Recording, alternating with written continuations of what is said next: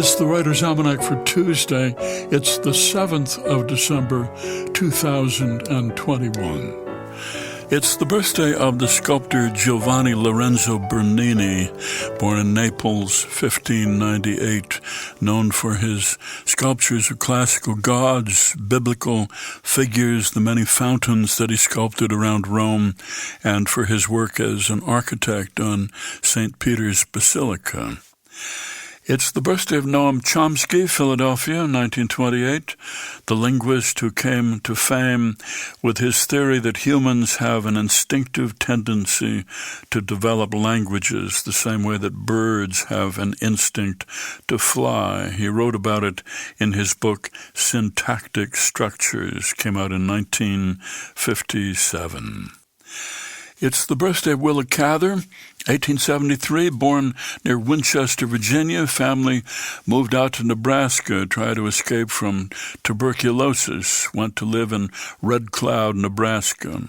She went to the University of Nebraska, where she was known for her unusual personality and her masculine clothing. Sometimes she called herself William. She cut her hair short like a man's. Went out to New York City, became managing editor of McClure's magazine. She was in love with a woman named Isabel McClung for much of her life, started writing seriously when she was in her late 30s and began writing about Nebraska. Her book, O Pioneers, came out in 1913, and then My Antonia, the character of Antonia, based on her childhood friend Annie Sadalek Pavelka. H.L. Mencken said he thought My Antonia was the best fiction ever written by a woman in America. It was on this day in 1941 Japanese bombers attacked Pearl Harbor. They had just gotten radar at Pearl Harbor, and looking at it that morning, they detected a large number of planes heading towards them. They called an officer who said they probably were American B-17s, not to worry about it.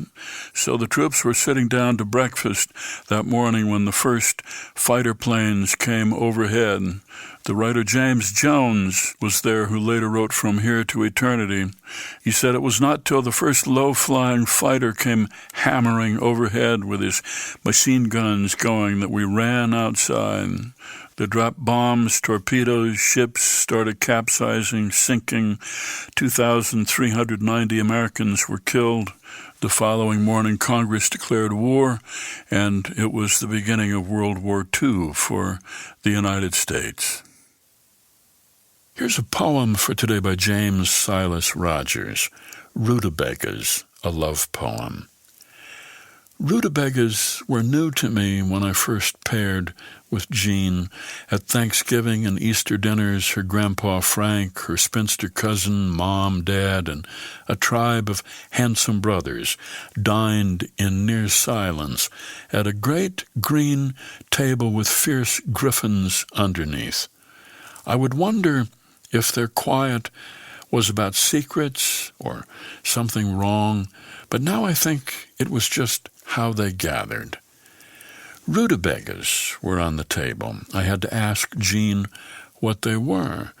My first mouthful tasted like something in a gunny sack, nothing like a wine from which an epicure or would-be epicure might claim to read the soils in which the grapes were grown. She said she loved their dug-up texture, the hint of dirt that couldn't be baked away, how they left the tongue with a rumor of something underground and dark. Autumn vegetables suit her, I think, and none more than rutabagas, so reluctant to have left the ground. A poem by James Silas Rogers, Rutabagas, a love poem, from his collection Sundogs, published by Parallel Press, and used by permission here in the Writer's Almanac, funded by donations from listeners like you, now available on PRX for distribution by your local radio station. Be well, do good work, and keep in touch.